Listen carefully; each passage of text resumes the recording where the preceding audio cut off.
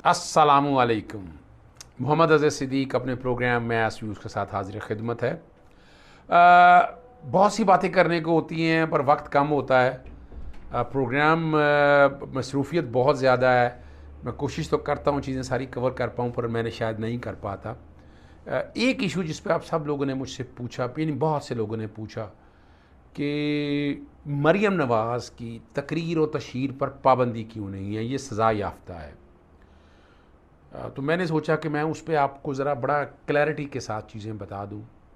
आप लोगों को कानूनी तौर पर यह पता होना चाहिए कि एक आदमी जब अदालतों से राह फ़रार हासिल करता है तो वो सेक्शन 87 और 88 की कार्रवाई होती है, उसे हम इश्तिहारी करार देना कहते हैं। वो प्रोसेस है पूरा, उसके तहत उसे इश्तिहारी करार दिया जाता है। जब वो इश्तिहारी करार देता है, जो कि पेश नहीं हो रहा, अदालतों से भागा होता है, तो उसके राइट कटेल कर दिए जाते हैं।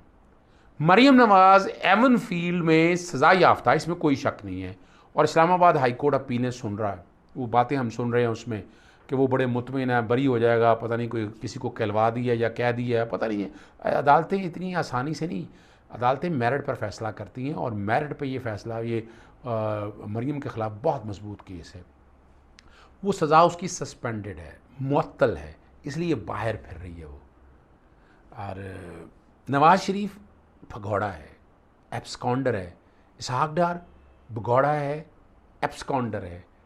तो इसलिए उनकी तशहीर और तकरीर और उनके राइट जो है ना वो कर्टेल हो जाते हैं। कसूर मेरा कहती हैं इसके ऊपर कि तुमने, यानी मैंने इनकी तकरीर ये करते थे अदलिया के बारे में, 5 जजेस के बारे में बातें, मैं तौहीन अदालत में दरख्वास्तें लेकर गया।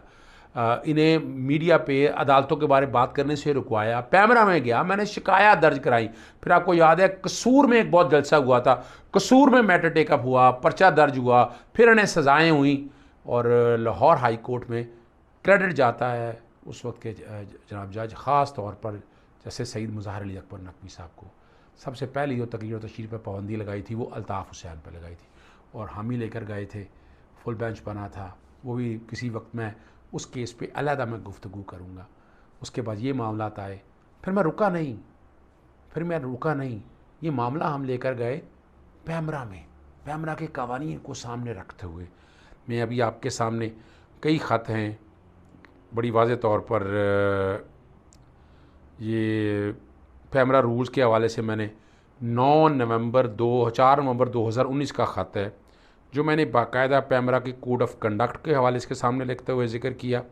और मैंने बताया कि आपने कि सब्जुडिस मैटर जो हैं, जो अदालतों में ज़ेर इल्तवा मैटर हैं, उस पर आपने गुफ्तगू नहीं करनी है। और उसमें ख़ास तौर पर सुप्रीम कोर्ट की जजमेंट अरशद शरीफ का प्रोग्राम था 28 अगस्त 2018 का, और क्लॉज 4.3 और clause 4.6 of electronic media programme and advertisement code of conduct 2015 के हवाले से वो मैंने बाकायदा ज़िक्र किया। और और वो जो नोटिफिकेशन था पैमरा का वो मैंने ज़िक्र किया उनके सामने। और नोटिफिकेशन मैंने सामने रखा कि आप गुफ्तगू नहीं की जा सकती, मगर ये बाज नहीं आ रहे हैं, ये सब्जुडिस मैटर की बात करते हैं, गुफ्तगू होती है। एडवाइजरी नोटिफिकेशन 1 का मैंने उसका नाम दिया, ये 27 अक्टूबर 2019 का है। इसके बाद फिर दोबारा दूसरा नोटिफिकेशन जारी किया पैमरा नहीं, और लेटर 27 अक्टूबर 2018 का, कि जो पैमरा के एडवर्टीज़मेंट के कंडोक के, ठीक है ना जी, कि वहाँ बैन के हवाले से उन्होंने चीज़ें क्लियर की। वो सारी चीज़ों को सामने रखते हुए मैंने फिर वही सुओ मोटो केस का PLD 2019 सुप्रीम कोर्ट 1 का मैंने ज़िक्र किया। टर्म्स एंड कंडीशन लाइसेंस के मैंने पूरी तफसील में ज़िक्र करके मैंने बड़ा वाज़ेह तौर पर कहा कि यहाँ पर मैं कंप्लेंट लॉन्च कर रहा हूँ, लेकिन यहाँ हो रहा है कि जैसे साकिब निसार साहब के बारे में बड़ी गुफ्तगू हो रही है और बड़े ट्रोल चल रहे हैं।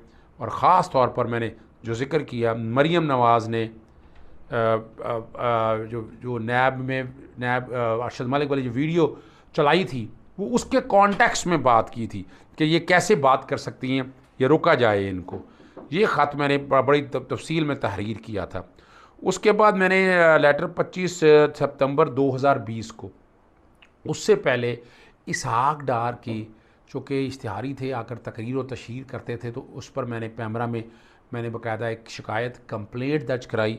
उस पर बाकायदा जो है वो सुनने के बाद फ्री कैन को बड़ी डिटेल में हेयरिंग्स हुई। हेयरिंग्स होने के बाद ये 11 मार्च 2019 का है। मैं कोशिश करूँगा पहला लेटर भी आपके सामने मैंने बता दिया बैकग्राउंड पे चलेगा, ये वाला लेटर भी बैकग्राउंड पे चलेगा। Order in pursuance of 88th meeting of council of complaint regarding mister Mohammad Azhar Siddiq advocate versus several news channel. और इसमें बड़ा वादे तौर पर ये क्लैरिटी के साथ चीज़ें सारी सामने रखी और उन्होंने ज़िक्र किया कोड ऑफ कंडक्ट का, क्लॉजेस का सारों का जिक्र किया, आर्टिकल 19 और 19(a) का जिक्र करते हुए, और पाबंदी लगी थी इसहाक डार पे ऊपर, ठीक है ना जी। और कि सब जुडिस मैटर हैं, सॉरी जो हैं भगौड़े हैं, तो इस कॉन्टेक्स्ट को सामने रखते हुए उन्हें आने की इजाज़त नहीं है। ये बड़ी तफसील में ज़िक्र मैंने बड़ी डिटेल में ये एक एक चीज़ का जिक्र करते हुए मैंने वाज़े तौर पर ये चीज़ें सारी सामने रखी थी।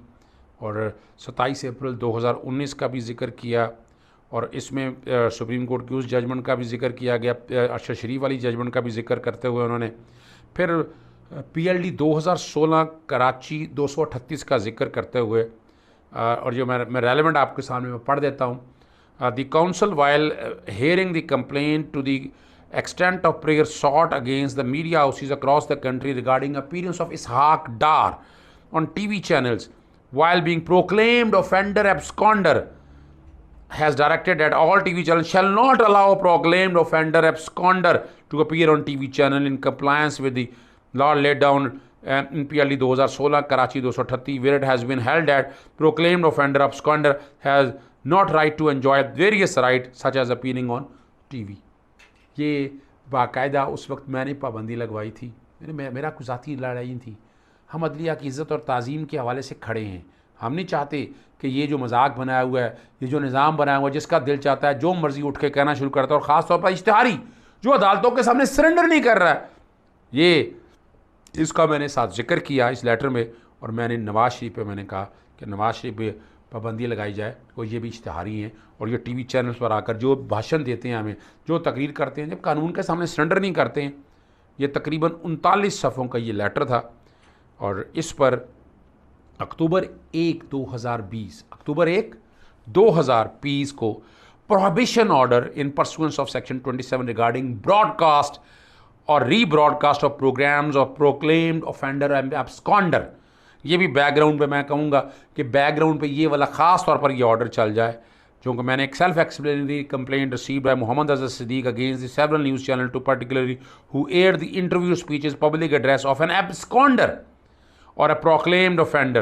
The complainant further stated that the channels deliberately violating all the restriction and prohibition imposed by relevant laws and order passed by the honorable court. जिक्र किया उन्होंने फ्रॉम दी, अब जिक्र करके ये नहीं चीज़ों को, और फिर वही PLD 2016 कराची 238 और PLD 2019 सुप्रीम कोर्ट 1, ये अरशद शरीफ वाला के और कोड ऑफ कंडक्ट को सामने रखते हुए अदालत ने ये वाज़े तौर पर प्रोहिबिशन ऑर्डर और कॉम्पिटेंट अथॉरिटी पैमरा ने फिर 27 सेक्शन पैमरा ऑर्डिनेंस के तहत रोक दिया कि एब्सकॉन्डर का जो है इंटरव्यू TV चैनल पर ना चल सके। और ये कानून की पासदारी की बात है।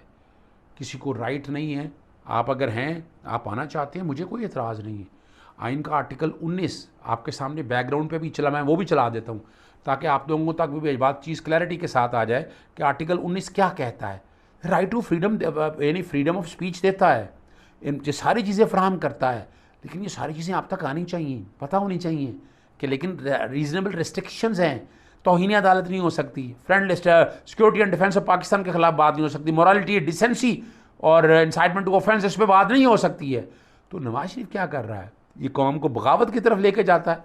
अब इन सब चीज़ों को सामने रखते हुए ये मैंने आपके सामने बाकायदा ये वाला ऑर्डर भी जो है ये बैकग्राउंड पे चल जाएगा अक्टूबर 1, 2020 का। वरना तो जब दिल चाहता था TV चैनल पे आता था, तकरीर भाषण शुरू कर देता था, यही अल्ताफ़ हुसैन करता था, और पाकिस्तान के ख़िलाफ़, पाकिस्तानी इदारों के ख़िलाफ़, पाकिस्तानी सालमियत के ख़िलाफ़, और हमारे TV चैनल सारे चला रहे होते थे, कोई रोकता नहीं था। यही बात मैंने सामने रखी, मैंने कहा नहीं रोकना है इस बात को हमें रोकना है, और हम रोकेंगे इस बात को, रोकेंगे तो हालात ठीक होंगे, बेहतरी तरफ चीज़ें जाएंगी।